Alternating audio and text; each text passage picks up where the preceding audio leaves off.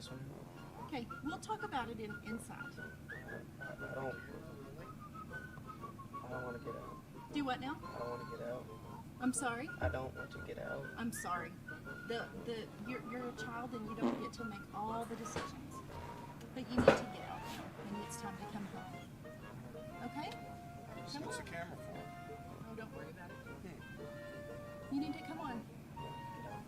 I'm sorry. I don't want to get out. I understand, but it's no longer visitation with your father, and it's time to come home. Okay?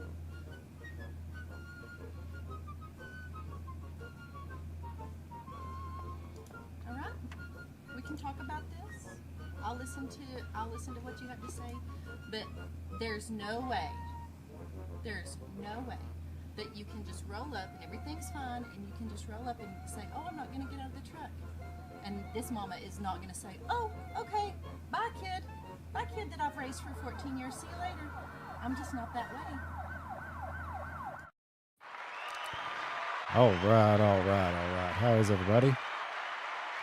Tonight I'm going to do a little bit different thing. I'm not going to be quite the chipper comedic person that I normally am. This is a topic that is it is near and dear to my heart.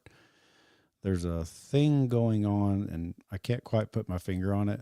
I think I'm close, but I don't know exactly what's going on. But every time I've talked about this, it just goes off into the abyss and just gets ignored, or for whatever reason, YouTube doesn't push it. I don't know, but it's the root cause, in my opinion, the root cause of divorce in the United States. Other countries may have these similar type laws. I'm not sure, but I frequently watch red pill people. Being a red pill person myself, it's just kind of what I'm interested in. But there's a lot of YouTubers and a lot of prominent people who frequently talk about the BS in the family court system. It's real popular to talk about, rich people like basketball players and these women getting all their money when they get divorced, and it's really common. But every time I've watched any of them, and with one exception, and I'm going to play the exception tonight. There's 4 different video clips I'm going to play. The first one is a couple of prominent red pill type people that frequently discuss, divorce and the divorce rate, but they never get around to mentioning the root cause, which in my opinion is Title 4D, the Title 4D laws. It's not just these two, and I'm not just picking on these two. I actually kind of like both of them. I don't necessarily agree with everything they say, but I agree with a lot. Of course, I don't agree with everything anyone says, nor do I expect anyone to fully agree with me on everything that I say. That's okay. But if you are the red pill type and you kind of keep up with divorce and what's going on with it, and I'd like to hear if you've ever heard people talk about this, which is Title 4D. This first one is it's like a 2-hour interview, but I'm not going to play the whole thing. I'm just going to give you, for those that don't know who these people are, it's a guy named Michael Knowles, who is a prominent talking head on I Know, the Daily Wire. And he's got his guest on there, this woman named Pearl Davis. And think what you want about Pearl. She's a little out there. She's a little nutty, but she's not all wrong. And she does have a lot of experience when it comes to interviewing. Now, to the best of my knowledge, she's never been married. She's childless as far as I know. But she has interviewed a lot of people. And I'm going to play just, 3, 4, 5 minutes about it. And by the way, at the end of this, at the conclusion of this, I'm going to have links to all of these. The last one being the interview of Jeff Younger on the Nick Freitas show. And that's the one I want everyone to, I'm not going to play the whole thing, but when it's in the description after this, I encourage all young men who think that they're ready to pop the question and risk it all, that 50-50 gamble of your whole life's net worth and everything you've ever been made, everything you've made of yourself. If you think you're ready to get married, you need to know what you are potentially, seriously, really getting into. So without further ado, Magoo, I'm going to play about, like I said, about probably a few minutes of this first interview on Michael Knowles' show um, with Pearl Davis.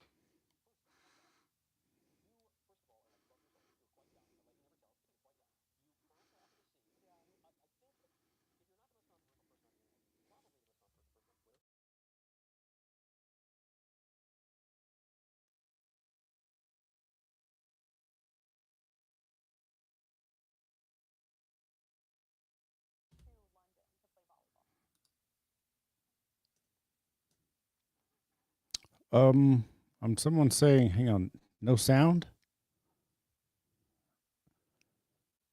Did y'all hear any of it, or did I muted my own mic?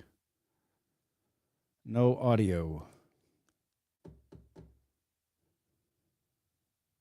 That is frustrating.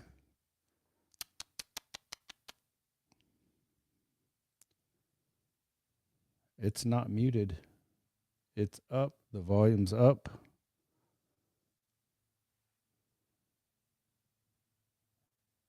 Still, can y'all hear me like now? Y'all can't hear me now? Oh, this is so frustrating.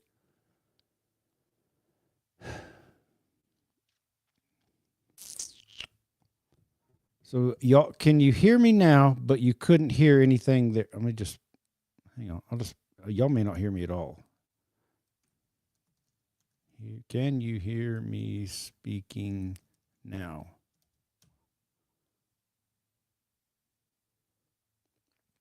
Yes, no, maybe so. Okay, I can hear you, but I can't hear the video. Okay, give me a second. Could you hear any of it? Did you hear any of the video? Did you hear any of the video?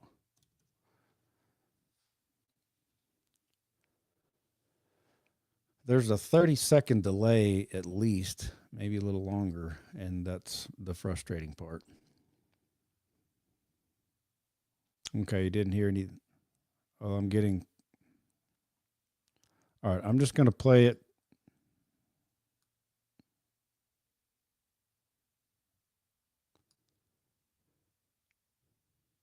Yes, we did. All right.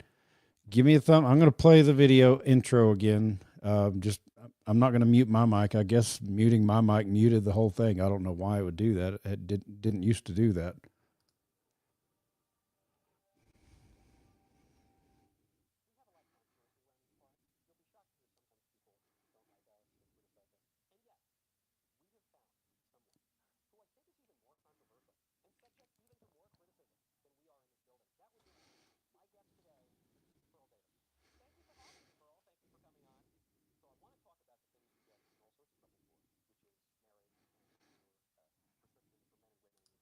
Thumbs down, not hearing it. What in the world?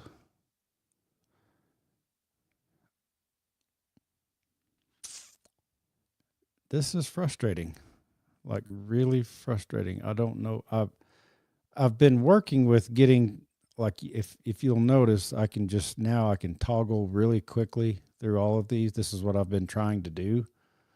But now, for whatever reason, y'all can hear me, but not the video.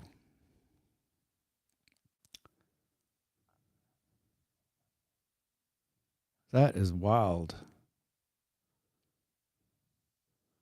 Well, What am I missing?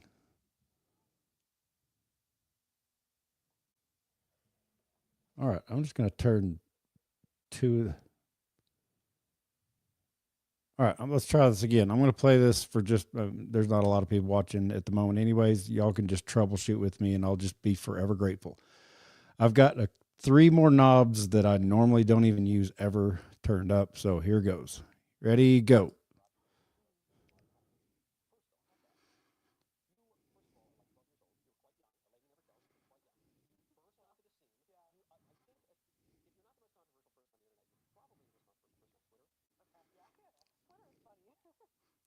It is playing, and I don't know if y'all can hear it or not.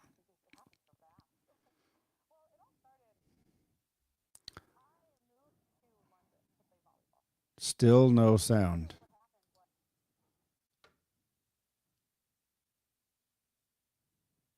Oh, I know what I did. I think I've got 2 separate windows. All right, here we go again. I'm going to push play on one window and jump back over to this one, and we'll try it again. Drum roll, please. Here we go. Now try me.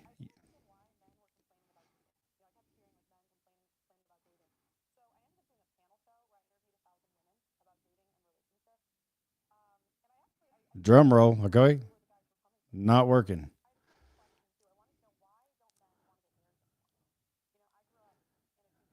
This is bizarre.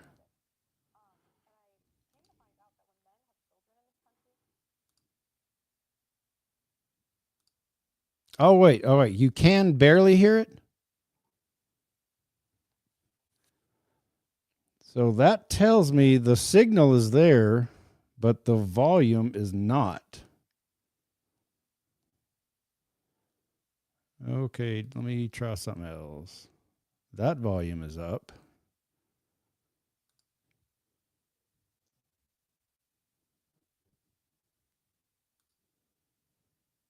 Okay.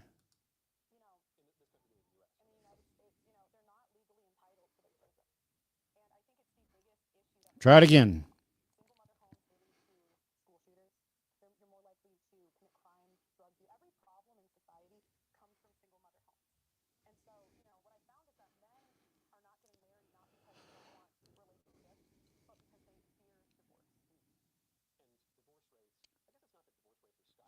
Still not working.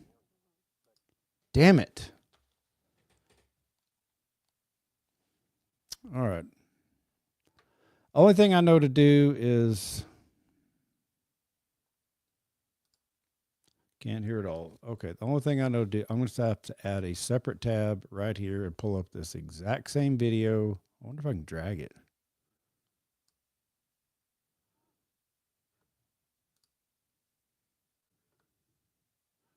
Okay, I'm going to remove that. Now I'm going to, okay, I need to end that. Okay, stop screen, present, share screen, Michael Knowles debate, share.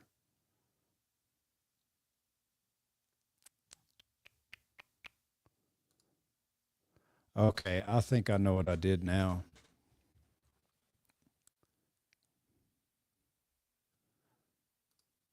Oops. Can y'all hear me? Like me talking? You just simply can't hear the video?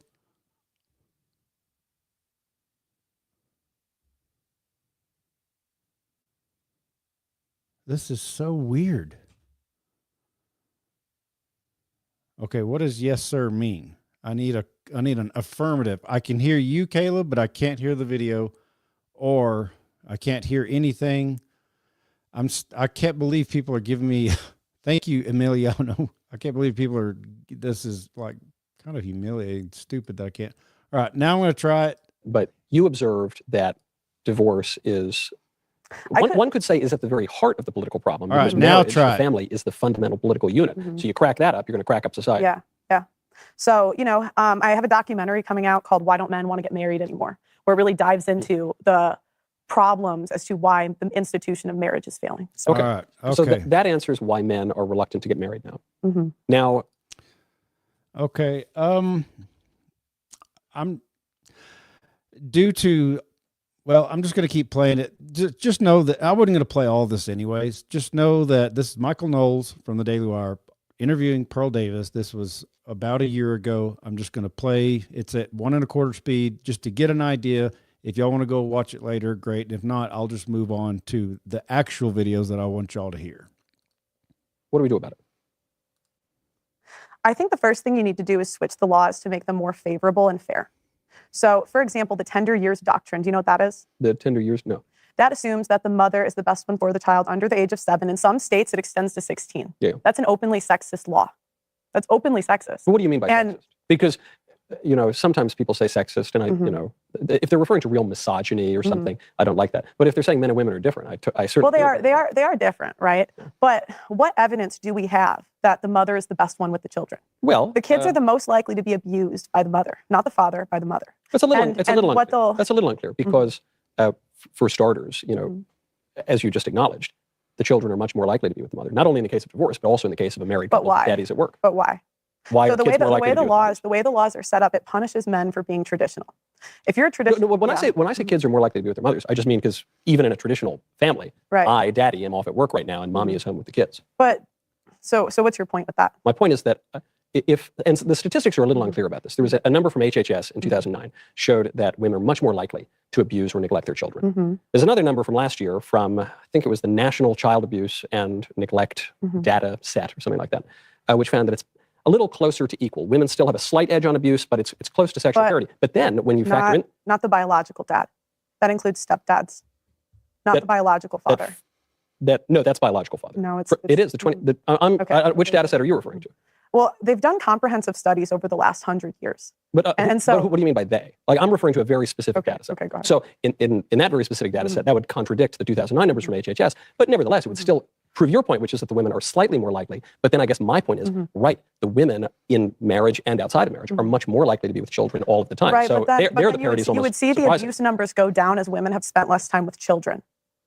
So in the last 50 years, women have worked more. Hold on, you're saying that children are more likely to be abused in a traditional family with mother and father, or you're saying single father and single mother? Women are the most likely the ones to abuse the child. And even if you think abortion's murder, right? Yeah. So 1 out of 3 women's had an abortion. I've seen some numbers that say 1 out of 4, but the point is still the same. If 1 out of 4 men committed murder, we would all be. Though, yeah, I mean, abortion is murder, but also, there's a lot that goes into that because there. And so I just.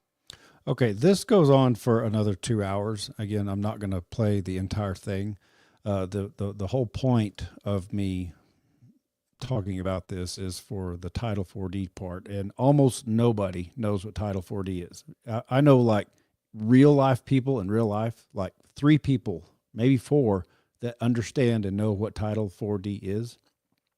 The vast majority of people have no clue what it is, and yet it, in my opinion, is the direct result of all the bullshit that we see today. So this next one, let me pull it over here. And I'm going to have to, this is what I was trying to not have to do. Remove. Okay.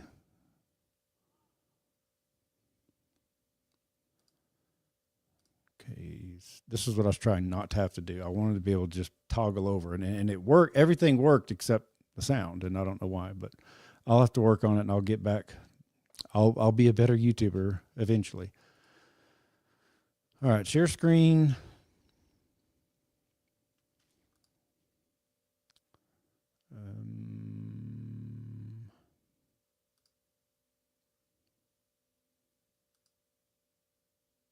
Well.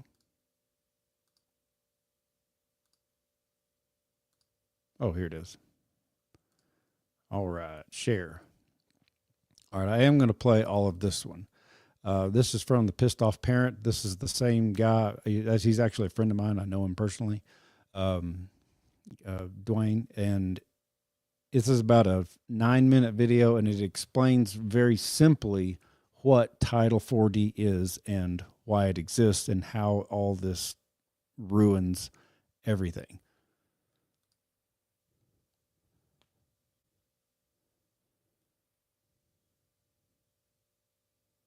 Hi, Dwayne of Pissed Off Parent here. Want to tell you about a familiar story played out all over the United States. It is kind of a long story, so why don't you have a seat and I'll tell you all about it.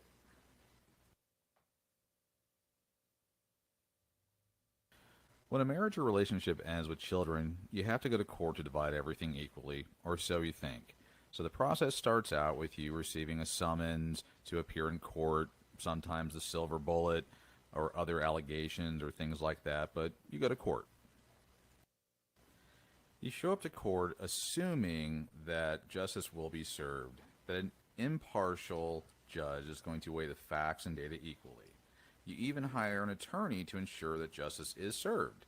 Your soon-to-be ex shows up with her attorney, and you begin. The judge just begins asking about money and assets and things like that, but not about any of the facts of the case. Suddenly, the judge says that you have to start paying your attorney money, pay the court costs,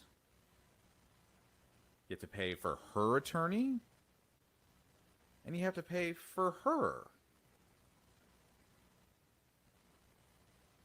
And of course she's ecstatic. You sit there in just utter disbelief as the judge gives her all of your assets, the car, the house, all of your finances. It just makes no sense. You're shocked at the way the judge dispersed your assets. But then you think, I'm a good parent, I should be able to get equal shared parenting. But then the judge says child support, and then tells you standard possession order. And then you find out that means first, third, fifth weekends, which then translates into visitor.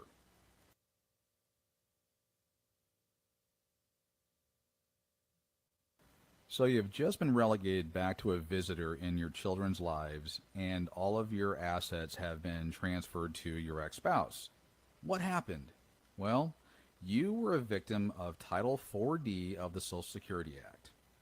Well, what is Title 4D of the Social Security Act? Okay, well, we need to take a little journey back in time, and I can tell you all about it.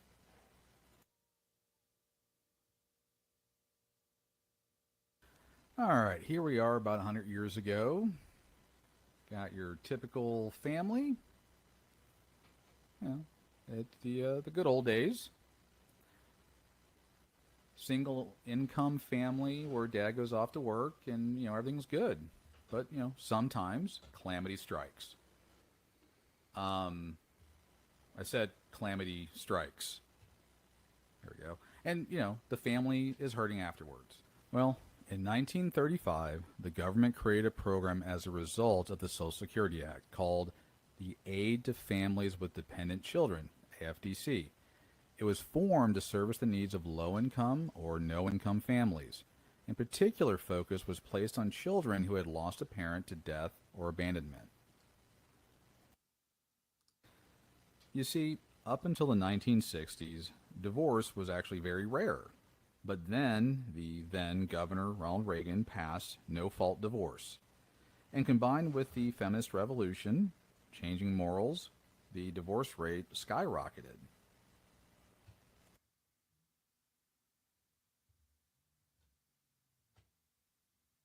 All right, so let's go ahead and put that into practice. So we have Bob and June here that get married in the 50s. They have a couple of kids. They buy a house, a car, and then everything's going good. But then, 70s hit, and then housewife June gets bored and then decides she wants a divorce. And then, poof, Bob's gone, and she's happy to be an independent woman, and she doesn't need no man telling her what to do. But then where's all that excitement that she was promised? Well, there's no Bob, there's no money, the house gets sold, car gets repoed, and they go on welfare. Here's a chart of the index of dependence on the government from 1962 to 2011, and it shows an alarming increase from 1962 to 2011 of dependence on the government. If you cross-reference that with the divorce rates of the same time frame, you'll notice a correlation. By the 1970s, it was recognized that the reasons for financial assistance had clearly evolved from the AFDC's original intent of helping out widows. The majority of the recipients of welfare were actually mothers that were divorcing. To try to fix the problem, the Fed enacted the Child Support Enforcement and Paternity Establishment Program, the CSE, in 1975. The law also amended the Social Security Act, Title IV, Part D, authorizing federal matching funds for enforcement purposes, locating non-resident parents, establishing paternity, establishing child support awards, and collecting child support payments. The OSCE was established with the federal government's enactment of CSE of 1975. TANF, the Temporary Assistance for Needy Families, TANF is a matching block grant program. This new stricter program is what replaced the 1935 program. And then in 1996, Congress passed and President Bill Clinton signed the Personal Responsibility and Work Opportunity Act, which required that states adopt UIFSA by January 1st, 1998, or face loss of federal funding for child support enforcement. The current Title 4D pool is sitting at $560 million. In order to find out how much your state is receiving from that pool, go to tags.hhs.gov, type in search, advanced search, the year. The optive is ACF, the CFDA is 93563 and 93564, and your state, and hit submit. Texas, for example, is at $324,618,384. Now, they also received reimbursement of $367,220,000. And finally, as a bonus, we'll call it an incentive, they received $72 million. So just for Texas and yearly incentives, bonus, and costs, the total amount that they received was $763,838,384, just for Texas. If you've been paying attention, you now understand why your court case went the way it did. Child support is nothing more than a welfare recovery program. States like Texas recover $763 million yearly off of child support. They also employ 2,600 people. And divorce is a $60 billion a year business. Although there are hundreds of peer-reviewed articles that show equal shared parenting is best for children, and that not having equal shared parenting is detrimental to children, judges, lawyers, and some legislators absolutely refuse to pass 50-50 legislation, granting primary custody to the mother. Why? Here's an excerpt from Tarrant County, Texas, Title 4D document.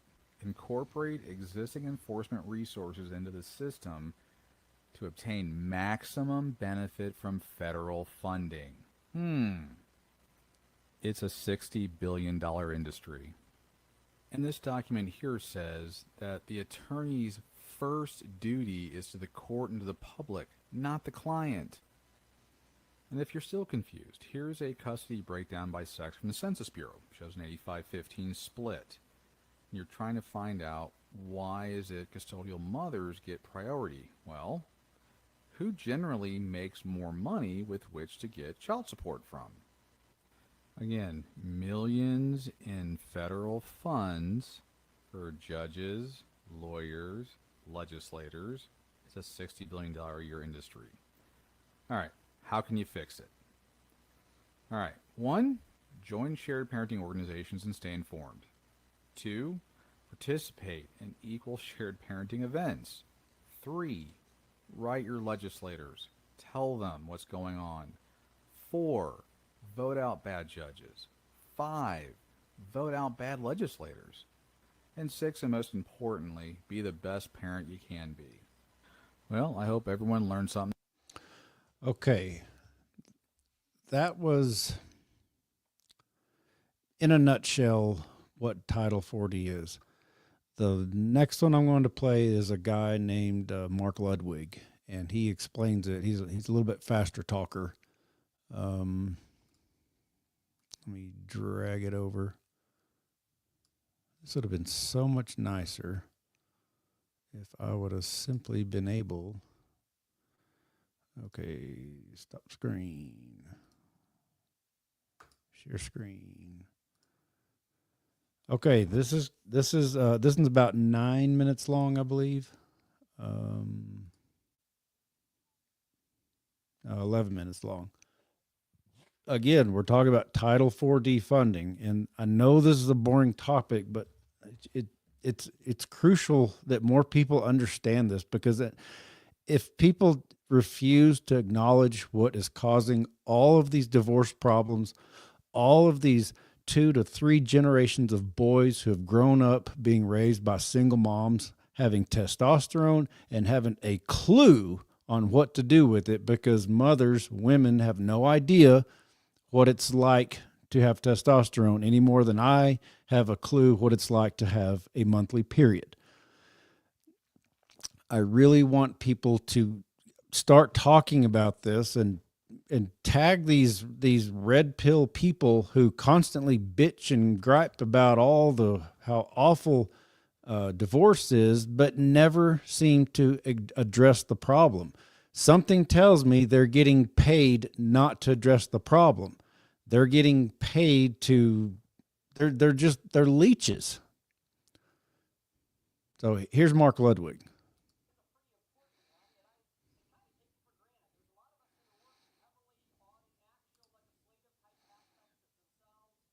Sometimes we get so focused that we forget that a lot of people may not understand what we're doing. So tonight I'm going to try and go through a little bit of what Title 4D is. There's no way to go through all of the details in a 20-minute type of a video. So this is going to be sort of a brief overview of Title 4D. So don't think that we're going to get into every single detail. Title 4D was originally passed as a merit system.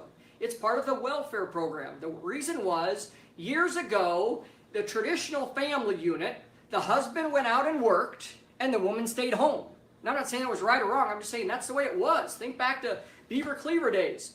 The woman stayed home. They were more the nurturer, and they did the laundry and the cooking and everything like that, while the husband went out and earned a living.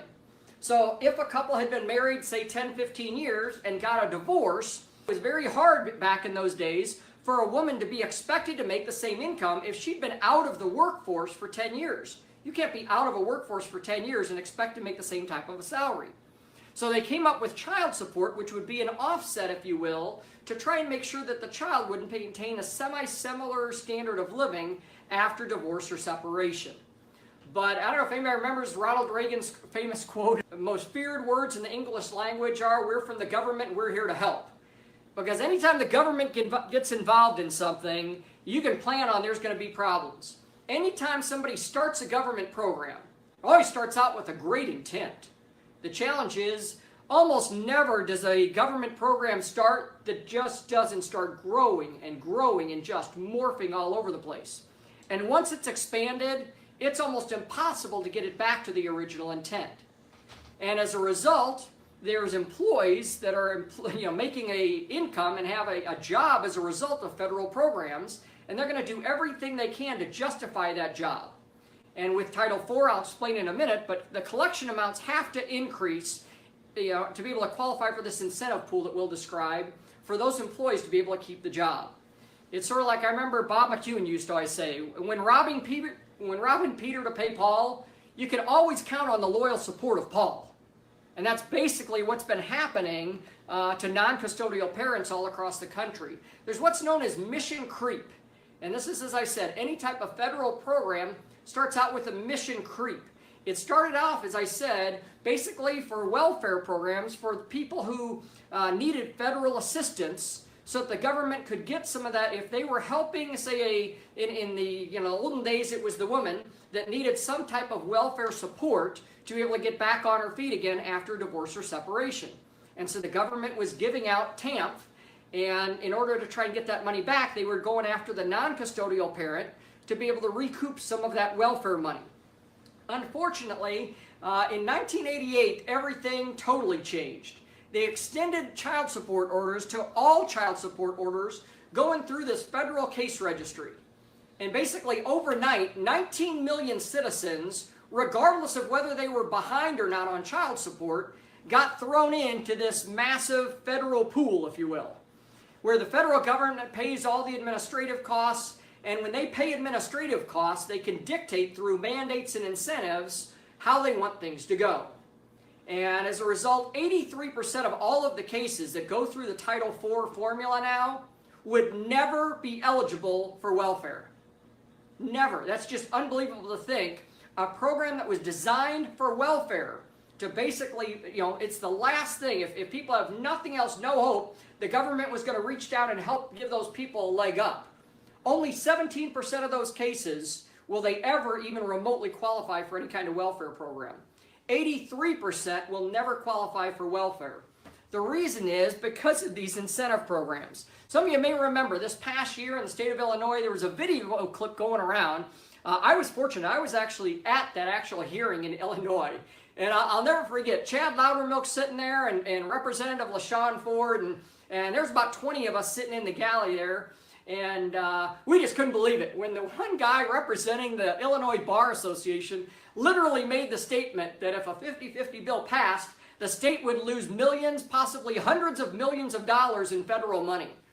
And it was like a mic drop moment, because we all known that all along. It was just kind of neat to hear the opposition actually bring that up at a hearing for a bill. But there's two major parts to the Title IV program. One part basically is a reimbursement of 66 cents on the dollar for every dollar the state spends in collection efforts. Now, it's critical here to make sure that we distinguish. Unfortunately, there have been a lot of people that have been using terminology which they don't mean wrong. It's just you turn off every person that's a federal legislator or with the HHS by using wrong terminology. People have been saying that the state gets reimbursed for the dollars they collect. They do not get reimbursed for the dollars they collect. They get reimbursed for the money they spend on collection efforts. So for instance, if they hire, let's just for argument's sake, say they hire 2 people at $50,000 a year, and their person's sole job is child support collections, then the state would get reimbursed $66,000 of that money. Now, that in itself is just massive. Imagine if you owned a business and somebody else was going to pay 66 cents on the dollar for every employee you could hire. Can you imagine how many more employees you would hire? There's not a business person around that wouldn't hire more employees if you had that kind of free money coming in. So that part creates a problem. The huge problem is created, though, by this incentive pool. And I'm not going to go through all the details, but the incentive pool, there's 5 parts to it that all the states compete for. About $500 million is lumped into this pool, and states compete against each other based on 5 factors. One of the factors is the percent of paternity establishments. That's why you'll notice in a lot of cases, people are determined to be the father that aren't even the father. Some of you have heard about the Texas case with Gabriel Corneu, who's ordered to pay something like $80,000 worth of arrears for child support for a child that has already been proven is not his child based on a DNA test. So there's a percentage that's given in this pool based on percentage of paternity establishments. The next thing is the child support order establishments, and that's the one that's really affecting the majority of people, because the higher they can get those orders up, the more money the state is going to get based on that incentive pool. And then the current support orders, the arrears collections, and the cost effectiveness. But to be honest, there's really 3 of those that are the main things, and that's the child order establishments, the current support, and the arrears collections. Those 3 alone make up about 75 to 80% of the actual formula. And so that's why we're running into so much problem. They always say follow the money. States are going to have a hard time passing a piece of legislation if they realize, okay, we're already getting this federal money. So if we stop getting this federal money, we're going to have to take that money out of our own personal budget for the state or lay off all kinds of state employees. So state employees do everything they can to make sure that there's going to be obstacles to getting a 50-50 legislation passed. But more importantly, every one of those 5 factors is based on an increase over the previous year. So if you collected so much last year, you've got to increase that amount next year. So employees, in order to try and keep their job, are going to do everything they can to increase child support orders. Well, what's the easiest way to do it? If you have 50-50, most parents would basically take care of their own expenses. Duh. There wouldn't be a need for child support. I'm always amazed when people try and twist the subject and they say, well, a lot of these parents are just trying to get out of paying child support. Well, if the child is living with them, they would be supporting the child. Yes. They would be taking care of that child's food, the clothes, everything Yes. that goes on in that house half the time is being taken care of. So it's not that. Like I said, Pete, it's amazing how people can try and spin things to try and make it sound differently. The true support is being taken care of. If the child is living with each parent 50-50, each parent takes care of their own expenses, the child is being supported by both parents. However, if instead, if you can get an 80-20 split, or like in Texas, their standard possession order or whatever they have, where you get every other weekend and a little bit of time on Wednesday nights, now there's a drastic offset. Now there has to be money paid, which basically qualifies for this Title IV-D money. So that's why there's the big connection between 50-50. It's very hard to get 50-50 rebuttable presumption bills passed when there is so much money coming in. However, what if we could remove that federal incentive? What if the incentive wasn't there? Or what if instead, more importantly, what if we could change the incentive? What if part of the requirements for that incentive were that there had to be a 50-50 rebuttable presumption bill on the books? Yes. You talk about a nuclear thing. If there was ever a window of time of opportunity, because guys, I'll tell you what, there are people that have been working on this for 20 years that paved the way for a lot of things that we're about ready to do. And we all owe them a great debt of gratitude. We would not be able to do what we're about to do without the efforts of a lot of people that went before us. And it wasn't from their lack of effort. They were working their tails off. There just happens to be a different dynamic in D.C. right now. Okay, I'm not going to, there's only a couple more minutes. He's talking about current events at the time. This video is like 6 or 7 years ago. But to kind of sum this up, Title IV-D is an incentive welfare program. The United States federal government, A, forces all states to have a collection arm for child support. And B, for every dollar that, say, Texas, for example, the Attorney General's Office of Texas has X amount of employees.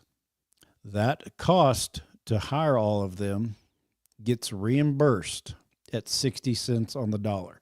Like Mark was saying, it's not like if they pull in $10 million, they're not going to get $6.6 million. If they pull in $10 million from for child support, they get reimbursed for how much they pay for the cost of collecting the child support, regardless of how much it is. So in other words, for every time you hire a new, any attorney general, not just Texas, any attorney general of any state hires a new employee, they get to have the cost of employing that employee reimbursed through the Title IV-D program. In other words, they are incentivized to hire more. And the more people they can hire to come down harder on divorced dads or divorced moms, because, yes, believe it or not, some divorced mothers have to pay child support. It's just really rare. I'd say roughly it's a 10-to-1 ratio. For every 10 people that get divorced, 9 times out of 10, the dad's going to have to be paying the child support. And 1 time out of 10, it's the mom. Somebody's going to pay, because the whole point of all this is not for, and Nick Freitas, and in this next video with Jeff Younger, they're going to get into it a little bit more. The incentive is that they say it's for in the best interest of the child. If you've ever been divorced, all of us old timers that have been divorced for years, we mock that saying, in the best interest of the child. BS. It's in the best interest of the pocketbooks of the politicians. Again, these numbers are old. We're going to go, this next video is Jeff Younger. And if you've never followed the Jeff Younger story, I encourage you to follow it. for the people who've watched me over the years through the Parker series and the Blaine series, and y'all thought I had it bad, and I did have it bad. My kids and I had it bad. Jeff Younger and his kids had it far worse than me. And I'm not, again, that's next video. It's like a 2 hour or an hour and a half interview. I'm not going to play the whole thing, but the point of playing this is Jeff Younger, had a much worse time in the Title IV defunded family courts than did I. And B, he's got a platform now. He's been on Tucker Carlson. He's been on this Nick Freitas guy. Come to find out, I follow him on Instagram. I had no idea he's a legislator. He's a state rep, I believe, for Virginia. And you're going to hear him interviewing Jeff, telling his story about what they did to his son. They turned him into a girl. I kid you not, at prepubescent age. He's educating and telling Nick about this. And Nick Freitas has been a legislator for like 8 or 10 years. This is the guy making the laws, and he had no idea what Title 4D was. Kind of like pretty much what few people are actually bothering to still watch this. Oh, he's talking about that Title 4D again. I get so bored of hearing it. And I get it. It's hard to wrap your head around. That's why I'm trying my best to condense it, just to help people understand. This is why the divorce rate is so high. It has nothing to do with anything else except Title 4D. It is in Title 4D incentivizes the states, which are incentivized to let women know if you get married, you can get a divorce. You don't have to give a reason why. It's called no-fault divorce. It was started by Reagan in the late 70s. And then if you get divorced, there's this thing called community property, soon-to-be Mrs. Ex-wife. You can get half his shit and all the payments, and he can, you might have to let him have them a little bit, but that'll just give you a little time off to go do your girl power thing. Okay. Okay, stop screen. See, this again, what I was trying to avoid, having to do these slow stops and go to the next one. Okay, I'm going to bring this over here. Now go back to here and here and share screen. Share. Okay, again, this is Jeff Younger on the Nick Freitas show. This was made about a year ago, roughly. The last I heard, unfortunately, I guess Jeff's son, that they were planning on doing the deed. The last I heard, they went through it. It is the saddest thing. That's why it's more, at least all my boys are intact. I'll just say that. So without me blabbing anymore, I'm going to go ahead and play about 8 or 10 minutes of this interview. Let me kind of bring it up to kind of this point. So you have essentially, here's the other part that I think people will struggle with on this, is that you had one court say, here are the conditions. And it sounds like that court was at least trying to be even-handed. All right, there's joint custody. Yes. Both of you are financially responsible for the well-being of your children. Here's some basic guidelines. But then here's what I don't understand. When the basic guidelines were set up in such a way to where now you are forced to essentially engage in the very activity you disagree with. The whole reason why you're in court is because you don't believe this is gender affirming. You believe this is dysphoria affirming, and that's damaging for your child. And yet the court required counseling you're supposed to go to is clearly taking a side in this issue. Now, here's my question. Why couldn't that specifically be appealed? Like that process? Here's Jeff. Well, so most of the states have laws which remove appellate authority over interlocutory decisions in family court matters. You can go up on what's called a writ of mandamus. That's when you're actually asking a judge to order another judge to do something. Yeah. Which of course they're loath to do. Yeah. Right. Now I have actually won one mandamus. I'm famous here in Texas actually because nobody ever wins mandamus. I've actually won one because it was so egregious. It was just black letter law, and it was so egregious. But the whole point is really to give unlimited discretion to the family courts, and there's a reason for that. There's a federal law called Title 4D. It was passed in the late 1970s. This is the cause of the divorce explosion in the 1980s and the creation of, there were no family courts in the early 1980s. They didn't exist. They were created specifically because of Title 4D. Yes. Title 4D provides for matching funds for the collection of child support. So I don't know about Virginia, but I know about Texas. In Texas, it's $500 million. It's $480 to $520 million per year. The more child support that's issued, the more money the state gets in reimbursements. The more it collects, the more it gets in the entire Texas Attorney General's office is funded by the child support collection matching funds from Title 4D. Texas actually has a law in the Texas Government Code which requires all judges to rule in cases in such a way to maximize Title 4D reimbursements. Wow. Before anything is heard in case. This explains a lot of peculiar things in family court. Family court's known for giving custody to the dysfunctional parent, and they just do it consistently. They do it all the time. I watched a case ahead of mine one time, and they gave 2 children back to a heroin addict mother who had successfully passed the drug test after 15 days for the first time. Oh my gosh. Okay. What was the Why alternative? would they do that? That makes no sense, right? Everybody goes, nobody in their right mind would do things like, why do they do it? Here's why they do it. Here's the kicker. The state knows full well it will never collect child support from a heroin addict. Oh. And all that matching money, they don't get it. Got it. They know that the responsible parent will bankrupt themselves to protect their child and to take care of their child, and they'll get all the matching money for that. So the decision in family court doesn't come down to, are you a fit and willing parent? If that were the case, then in 99% of the cases, you would have both parents getting 50-50 custody because both parents are fit and willing, right? Most abuse is actually much rarer than we think, right? Yeah.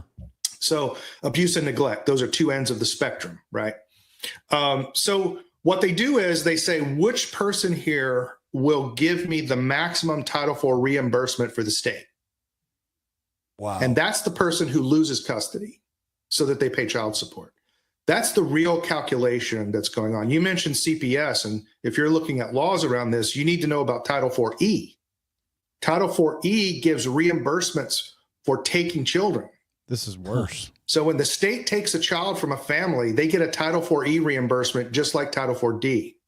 Here's how it works in Texas. You'll get a satellite office in a rural county of Texas that's running low on budget. They'll look for a child to low IQ parents under 18 months of age, but they'll go as high as 2 with no medical problems, and they'll go and take their children. They usually do it through subterfuge. They do a well check and they bring along an extra party that they don't tell the parents or a psychologist. Mm-hmm. The psychologist, unbeknownst to them, is doing a psych eval and recommends taking the children. They take the children. Within 6 months, the child is adopted out, and that satellite office gets $250,000 in budget money. So there's financial incentives to take children. There's financial incentives to take fathers out of the home. So as a legislature, you have to ask yourself, how do you change the incentives in the bureaucracy? Well, I will submit to you that this is, if you look at the total money in all the states, this is as large as some of the largest defense programs. Yeah. And we've never successfully cut a large defense program. That's never happened. And I can tell you right now, the political palatability of the only way this is going to be discussed, there will be no level-headed discussion like we're seeing taking place, right? It will be this idea that you just don't want women to be able to leave abusive situations, or you don't want children to be able to get the proper child support they need. Like, you just don't want that. You're the deadbeat dad supporter. And the problem is, this is always the problem with government trying to fulfill certain functions within society for which it was never truly designed to do. And it's these sort of second and third order effects that we don't get, is that it sounds great. It really, I mean, think about this on a 50,000 foot level. It sounds great to say, well, of course, we're going to provide funding to, let's say, a smaller jurisdiction, a poorer jurisdiction that doesn't have the resources to be able to intervene and to be able to get a kid out of a dangerous situation, Right. or ensure that children are financially supported by a parent that should be paying child support. It makes perfect sense if you're assuming that this is always going to be operated the way it was intended and only for the purposes that it was intended. Because what you've actually done, and we see this with other welfare programs, what you've actually done is incentivize the state to now engage in certain activities. And we've seen this with COVID spending. We've seen it with welfare spending. We've seen it with everything else. You're not just getting the reasonable use case scenario. You're creating a perverse incentive. That's right. Okay, so if you ever want to know why young men are not marrying, I speak to young men all the time. I get invited to speak to masculinity conferences and so forth. This is what they tell me. They go to church and they get cajoled to get married. They're told that it's their duty, it's their God-given duty. The problem is they have actually witnessed their father's lives become totally destroyed. I talk to lots of young men. They're like, my father lived out of a car for 6 months. Yeah. Because the court look, I don't think, people understand the impact of child support. So in Texas, if you have 2 kids, they're going to take 30% of your gross pre-tax income. Okay. Most businesses could never survive confiscation of 30% of their pre-tax revenues. They would just go out of business. Yeah. I've done the numbers. If in Dallas County, based on cost of living, if you make less than $45,000 a year, you cannot rent a home. You're left with about $800 a month to live on. So it doesn't work. Second thing is you don't get to deduct that money as childcare expenses. Like that's one area where you could make it back up, as if you had a deduction or a credit. Actually, the mother that you pay gets to deduct it as childcare expenses, not you. Okay. Yeah, true story. So that's the first thing. And the second thing is, for example, I've been for 11 years, I have had to submit all of my expenses. Like every credit card expense, every cash expense is scrutinized by an attorney, by an accountant, and by the judge in court, because they want to see if they can get more child support for me. Yeah. You permanently lose all financial privacy. I have been told by a judge, I had to file a motion to try to change jobs. Wow. Because it paid me $10,000 a year less, but made it more geographically convenient for me. The judge said, no, you cannot change jobs. Wow. So you lose all of your freedoms once you get into divorce court if you're designated as the one who pays the child support. Yeah, no, and I've seen this before too, where it's like the positive use case scenario of this is you have somebody that kind of manipulates the system or leaves a job temporarily in order to get a lower rate requirement for child support, and then immediately gets a higher job or whatever it is, right? Like there's the system can be gamed either way, but you're Definitely. right. It creates this perverse incentive. Well, and I'll tell you this, I'm a huge marriage advocate, right? I am a ton of my content is about the importance of marriage, the necessity of marriage in society. Yeah. But you're not wrong that here's I'll put it to you the most crass way it was put to me. Nick, please explain to me why I should risk getting married so the government will pay a woman to leave me, take my kids, and I can spend the rest of my life to pay my ex-wife to sleep with another dude. That's exactly right. And that's exactly what young men tell me. Yeah. So and remember, married people vote Republican. Yeah. So when young men decide not to get married, you're increasing the number of Democrat voters out there. Well, and look, there's a whole range on that. It's also the numbers for divorcees are really significant. Yes. Divorced men actually vote in orders of magnitude more to the left than married men do, and it's again and look, we could do a whole episode because I'm a firm believer that if you look a lot of the ideology behind this, there is a major movement within this country that despises the concept of the nuclear family. They think it's patriarchal, they think it's oppressive, and anything they can do to undermine it or break it up. They don't think they're doing nefarious work. They think they're doing, they're doing a wonderful service, but it's horrible.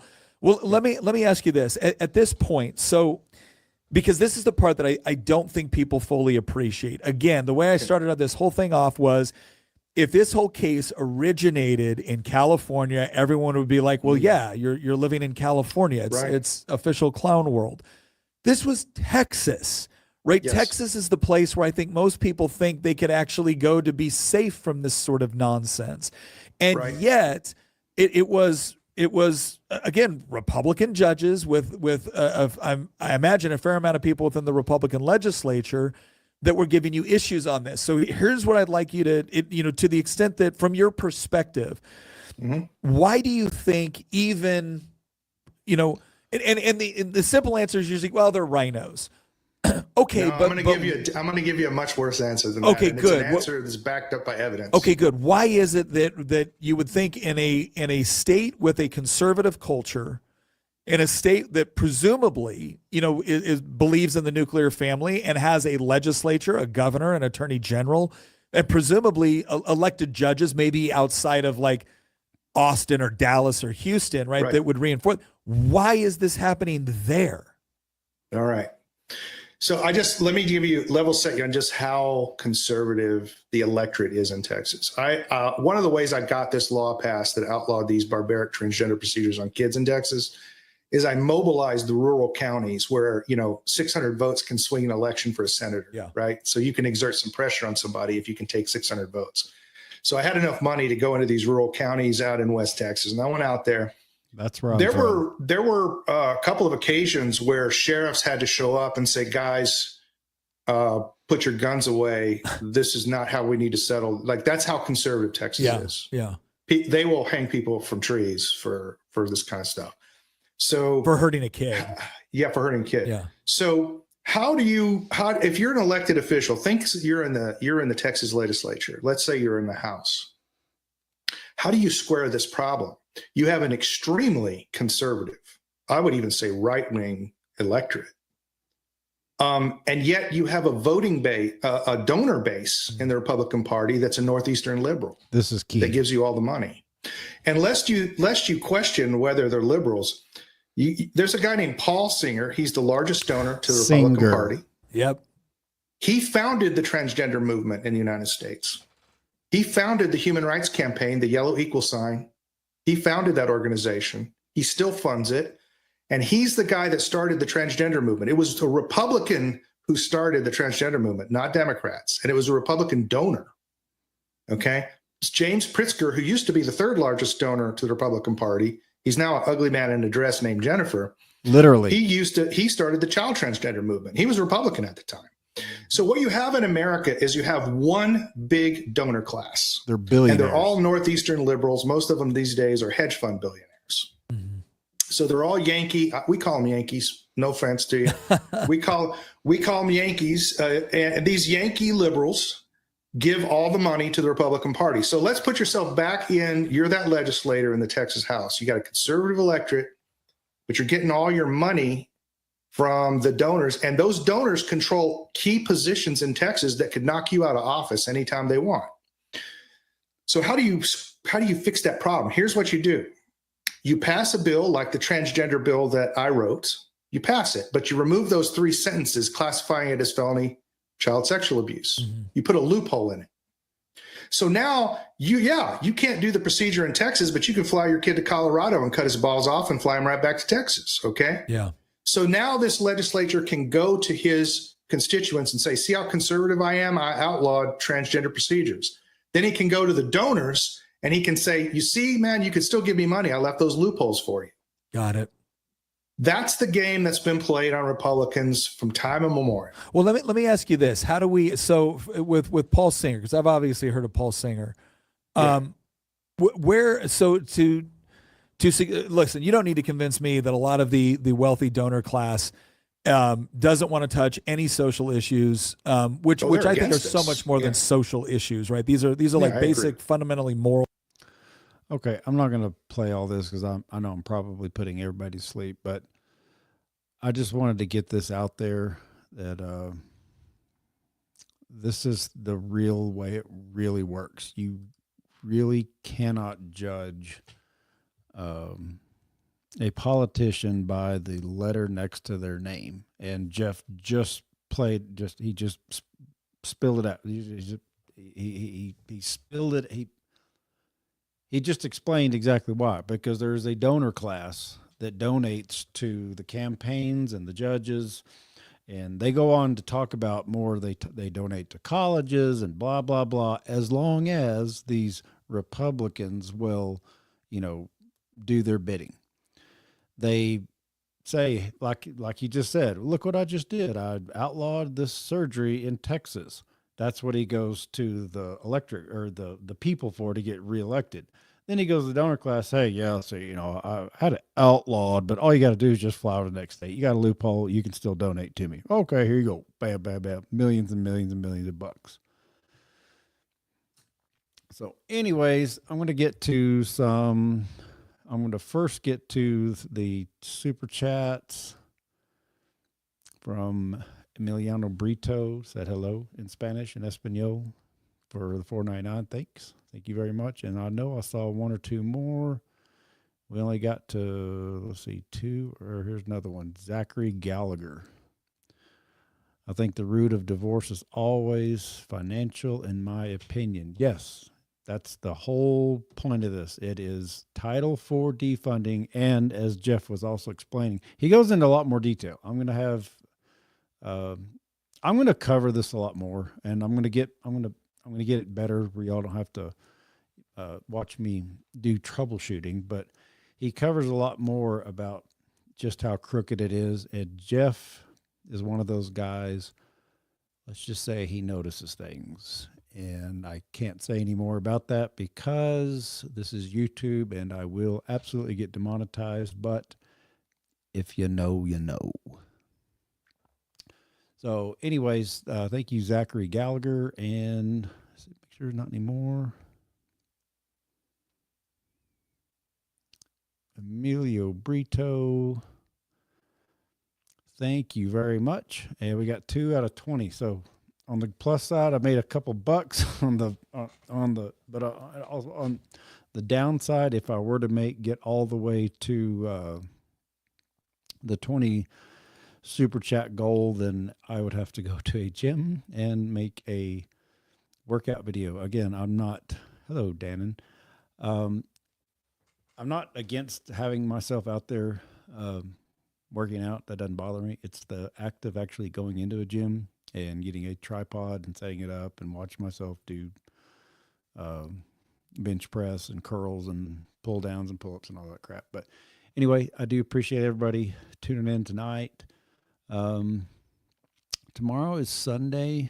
I may or may not come on. I'm not sure. I know this. I can't keep coming on 7 days a week because I get burnt out. Uh-oh. I fell asleep for a second. That's okay. Yeah, you didn't miss a whole lot, Dad. Well, I mean, the content was fine. It's just my presentation was awful. That's why I say I'm not a very good YouTuber. I thought I had everything set up. Visually, everything was fine, but I went and pushed play earlier, and it wouldn't go. And it took me like 5 or 10 minutes, I think. Maybe it was longer to figure it out. But anyway, I got it. And I don't think I'm going to come on tomorrow because I do know I like doing this, but if I don't pace myself, I get burnt out. But I'll be back Monday, and I may just say screw it, and I'll just come on if I have something else pressing come up. Here in about 7 or 8 days is going to be the 10-year anniversary of the original recording of the Parker movie. And I plan on having just basically a watch party. I'll broadcast from start to finish. I'll put my little self off to the side, and I may stop like I did a couple years ago on the 10-year anniversary and fill in some gaps, and I'll answer questions in between. So that's coming up on May the 26th, I believe. So, yeah. Well, Jensen, thank you very much. I don't think I'm a very good YouTuber, but I do appreciate it. I try. I enjoy it. So I'll get better. I'm a lot better than I used to be, and I keep getting better as long as I work at it. So anyways, I will chit-chat with y'all in probably 2 days. Might come on tomorrow, maybe, but if not, I'll see y'all on Monday. Take care. Bye.